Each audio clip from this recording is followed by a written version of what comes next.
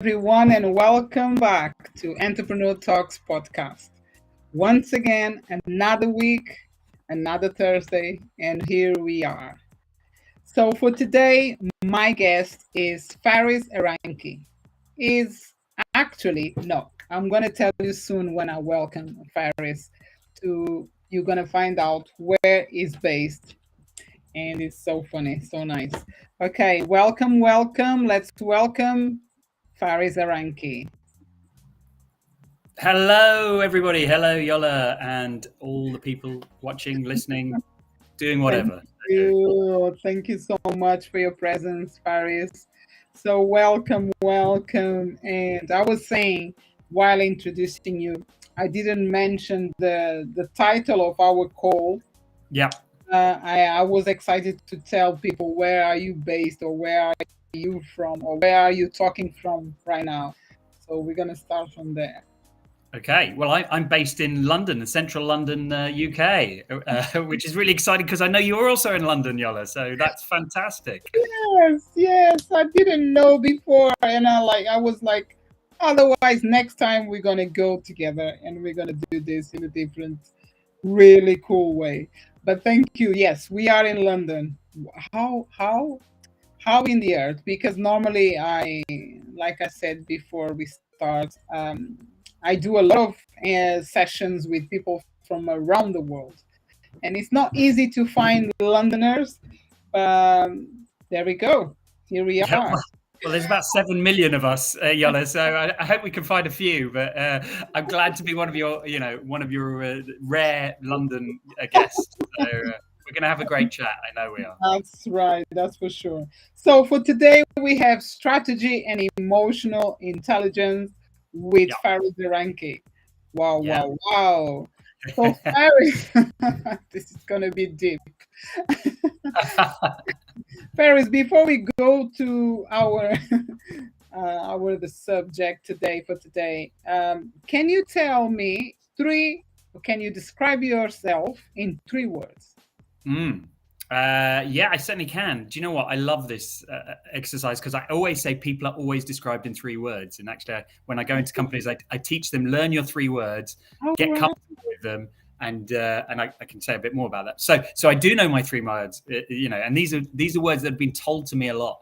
So the 3 words are laid back, sociable, and analytical. Interesting.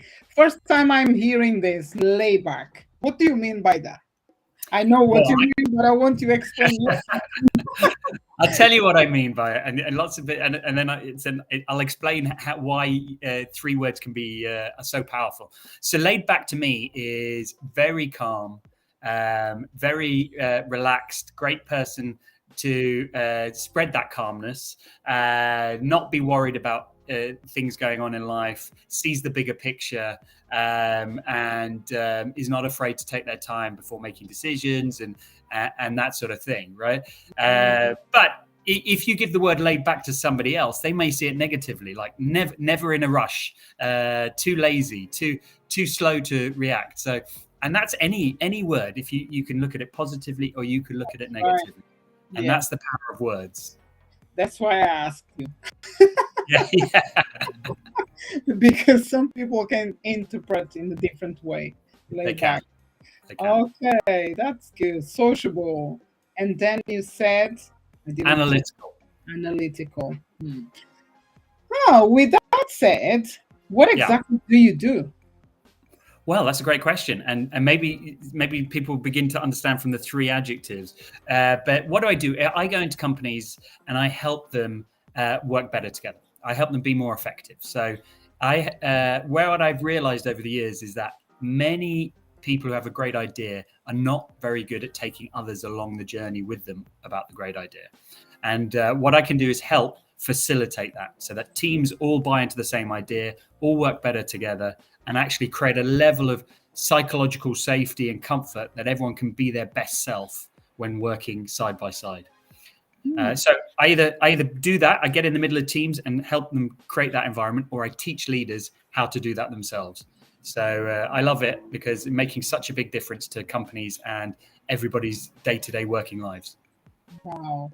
And what kind of companies do you work with? Is small, big, or what is the niche?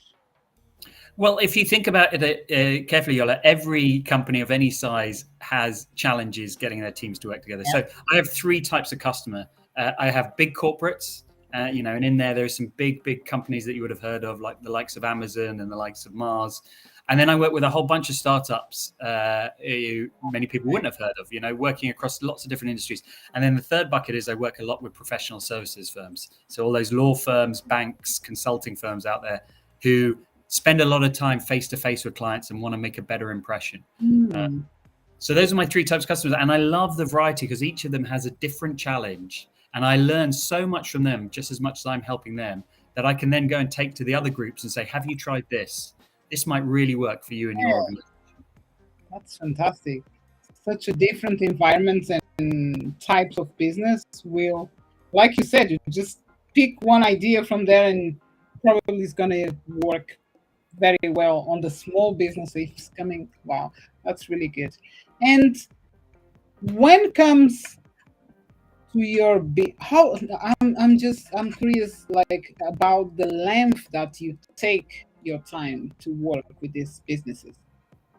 How long it takes? Well, if you really want to, it depends what they're trying to do. So if I was trying to go from creating a vision with a company to a strategy, that might take 3 or 4 sessions working with a group of individuals, a senior group of individuals. So what are we going to work on? What are our objectives? What are our goals? But if it's something more cultural change, like changing behaviors and ways teams interact, then that might be 3 or 6 months. Okay. For I always say to people, you can't just change a human being in a half-hour session or an hour session. So it really varies. Yeah. And so, in that kind of length is where you work more the emotional intelligence because Yeah. Yes, talk, say. I'll talk. Yeah. Sorry. Yeah, I do work a lot on emotional intelligence.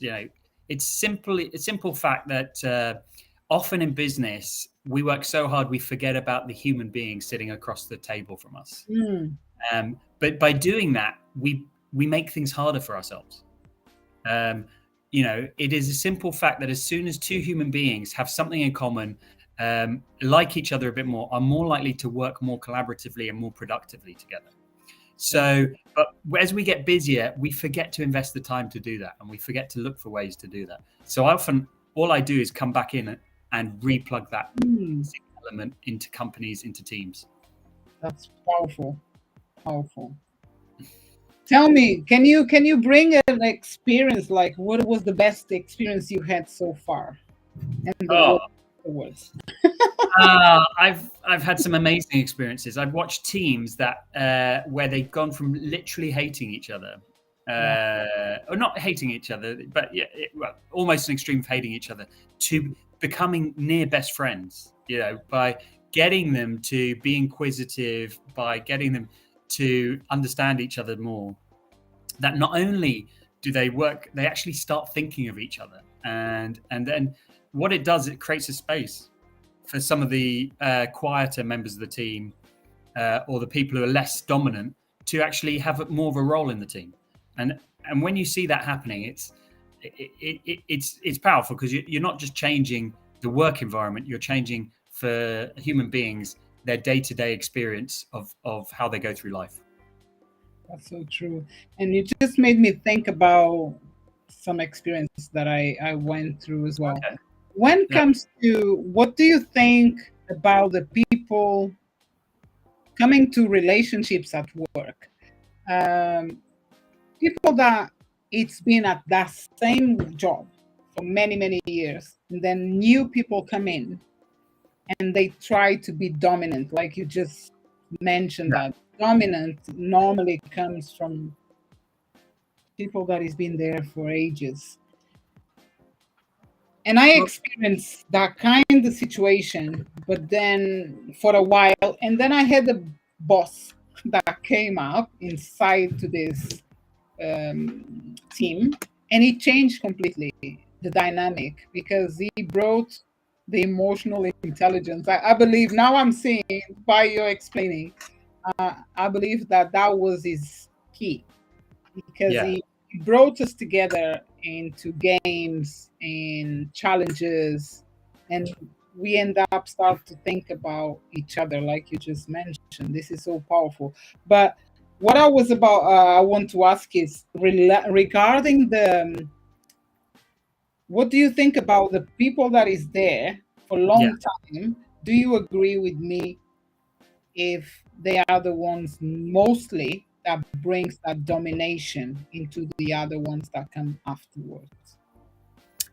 Well, I mean, what's interesting is anytime there's a change in a team, it's a legitimate reason, or what happens is the dynamics change, and that's not just new people coming. It could be suddenly your objectives change, or you get a new piece of technology that you have to use, or Yeah.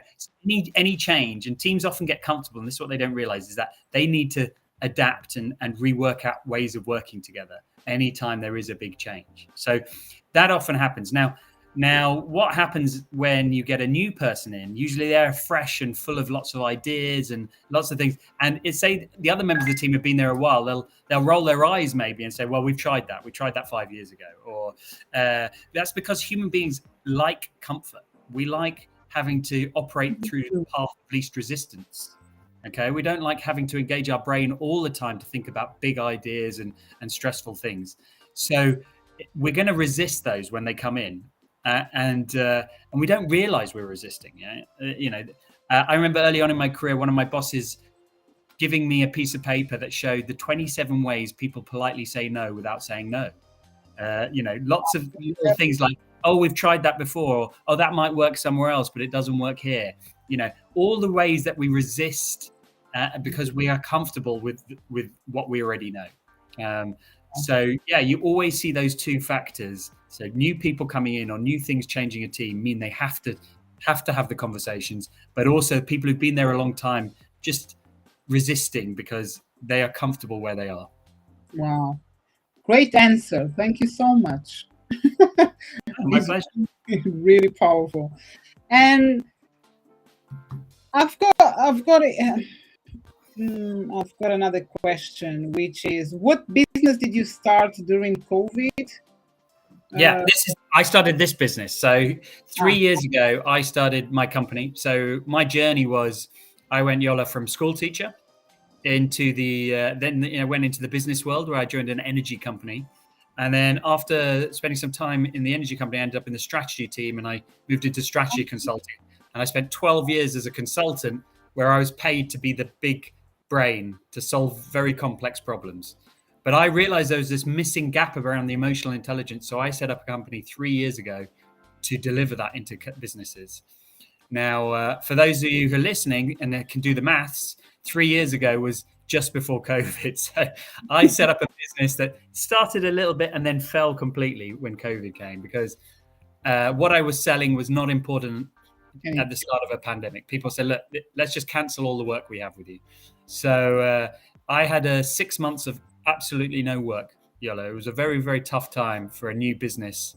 Mm, Uh, because you don't stop the bills coming in. But I managed to I had to use some of my own techniques on myself to stay resilient, to stay focused, and awesome. then fortunately things came back afterwards and came back with a bang. And I'm here to tell the tale, but it's not just by chance. But it was a fascinating learning time setting up a business during COVID. Yes, that's so true. Because like you, is a lot of people, but I'm glad to hear that everything it went well or is going well so far. And then you said you need to have yourself resilient, and you need to keep yourself positive and so on. Yeah. So, and for that, what have you done? Like techniques, what kind of techniques did you use? If it's possible for you to share. Yeah, happy to share. And I'm a massive proponent of these. I think everyone should know. So, being setting up your own business, being a founder is very tough, or being anyone independent freelance, because you don't have a team around you. You know, your mindset determines how successful you'll be. By that, I mean that I noticed in myself that days that I was feeling negative or depressed, I would put, 20% less effort into business development. I put 20% less effort into the meetings I already had. So they weren't going to be the best version of the meeting. They weren't going to be the best phone call to try and find new work. So it all adds up, and then you get even more, negative and depressed. And so the next call is 40% worse, and then so on and so on. So you really need to be aware of your mindset, your feelings, but also be able to adapt back. So what are the key techniques? Number one is surround yourself with people, with a community that can support you. Okay. And that's both business support, but also emotional support. Very good. So that was a big one for me. And I've created a little group called the Solopreneurs Club, which is other people starting their own businesses. And we're now a group of about 30 people. We all support each other emotionally, and also in a business sense, we give each other ideas, we give each other leads, we work together, and it's been really powerful. But it just started with finding one friend to go and have coffee with every week because I was feeling lonely. Yeah, but you started this group during COVID, right? I started this group during COVID, yeah. So it was online then? So it was online, yeah. It's just because by that time we couldn't go and see friends like we are doing now, right? And yeah. I do understand about the being by ourselves and feel lonely was tough for everyone, and that idea was wonderful to bring that club. And today, on today's day, you have 30 people on the club, right? Is that what you said? In that club, yeah. Because the more I searched, the more I discovered people that I knew from my network. So the only thing they have in common is they know me. And as I searched my network, I discovered more and more people were doing their own thing, were finding it difficult. And I would say, look, come and join my club. Come and join my club. And I still do that today. If I come across people in my network, I say, look, there's a bunch of people. And although we're all building completely different things, it's a great community. Yeah. It's a great community. So you said the first one. There is another one for us? Yeah, so that's the first one. So that's get a good support network, and that can also include family, friends, but also secondly is be aware when you're feeling low. So check in with yourself regularly, and then have little techniques to try and improve your mood a little bit, right? And some of these are minor things, like if you're just feeling in a bad mood or you're feeling negative, maybe you like singing a song to yourself, or maybe you like drinking, I like drinking my coffee from a favorite mug, right? Or maybe you like making a silly noise, or watching a TV program, or listening to something. So whatever is your power item, know it and use it. But it all starts with realizing you're not in a negative frame of mind, and that you need to use it. So that's a little technique that I use a lot. Good, because one thing that I believe and I use, and I just say to my clients to do as well, is the awareness.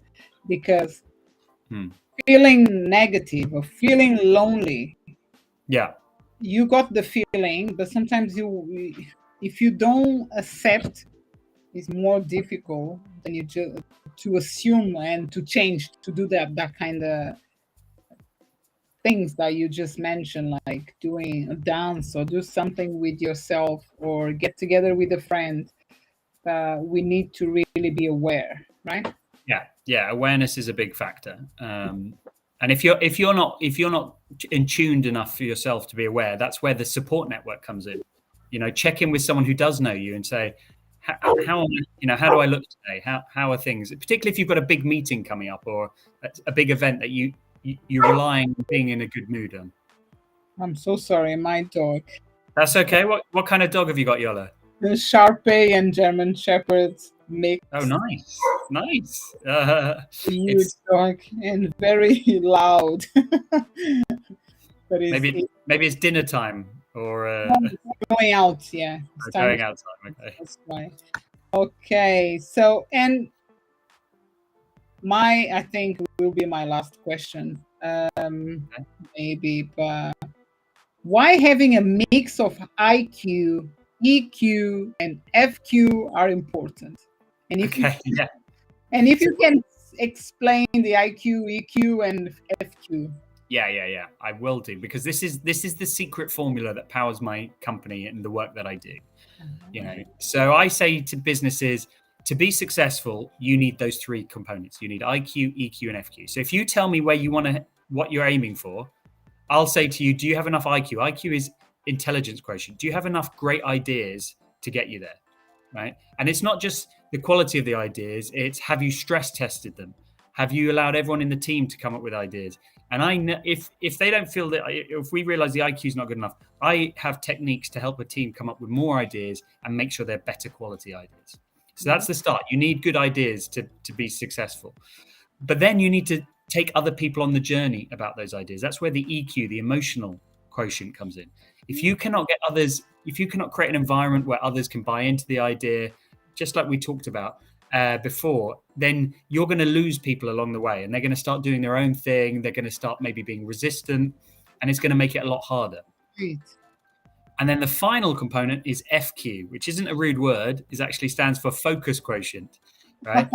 You need to be sufficiently focused to deliver on whatever your idea is with all the people that you've got on board, right? And too often there are too many distractions for a company and for an individual for them to be focused. So if this is the area that they're challenged with, then I help them improve on their focus by helping them prioritize, by removing distractions, and by improving clarity around what people should be working on. I love it. Love it. I just made some notes for of your IEF. IEF. Yes. IEF. Intelligence, emotional, and focus. And Love focus. it. It's so important what you just said. Like exactly. Like in a company, in a person. It's so good. It's so good. Love it. Love it. Thank you so much for sharing. So this is amazing. Thank you once again. So, and now for Faris, could you tell me or tell us Yeah. how can people connect with you if you run a free call, or it's a website, social media, or Yeah, the sure. club alone? So, Okay, well, there's two great ways to connect with me. One is through my company website, and my company is called Shiageto.